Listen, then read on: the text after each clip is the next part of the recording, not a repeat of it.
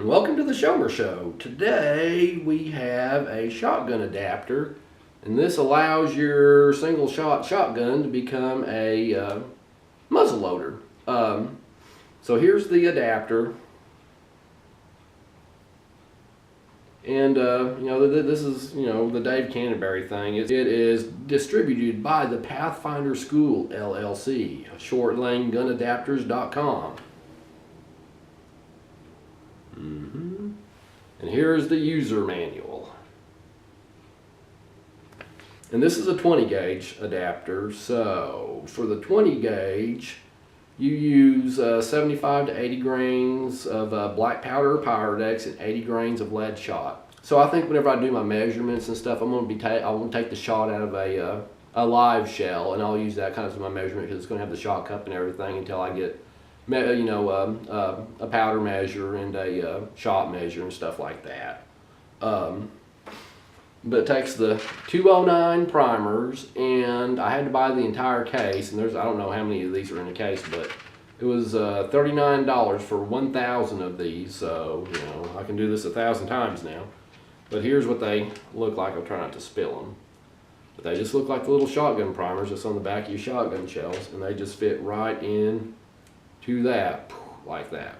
And here's my 20 gauge shotgun, which I've had. This was my very first shotgun, well, my very first firearm I ever got. My brother bought it for me for Christmas when I believe I was 11. And it cost $69 at Walmart when these first came out. And this is the H&R single shot breakover. Not the H&R, sorry, this is a New England firearm.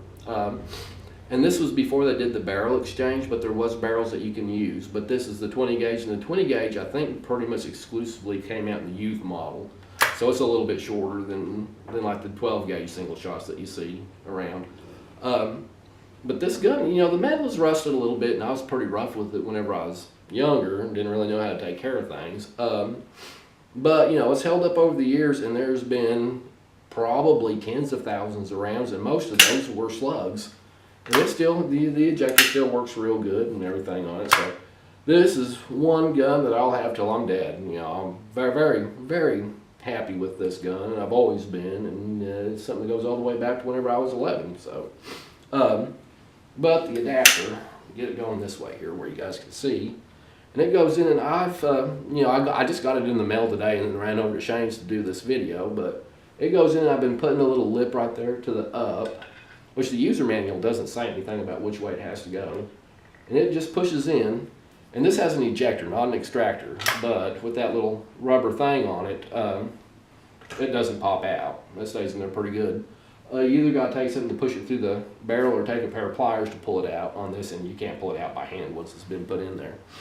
But, the little primer goes into the back like that, and there you go. Then you muzzle load from the other end, and in my next bunch of videos, well, I'll be doing a lot more shooting with it instead of just showing it off. But right now I went looking for Pyrodex, and I couldn't find Pyrodex because all that carried was Hodgkin's stuff.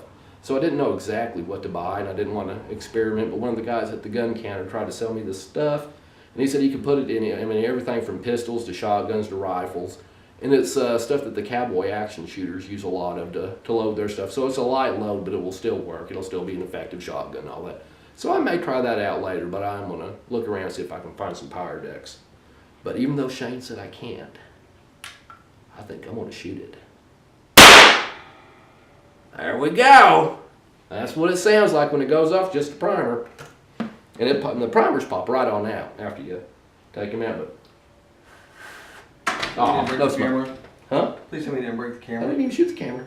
Did you hear it? No, I'm not done. I'm still talking. It scared the crap out of me. Good Lord, you're ruining my video. Oh. What was all this like? Oh, man. There's no holes or nothing. Oh, that's good. But anyways, there'll be several follow-up videos after this on me shooting different shot sizes and stuff.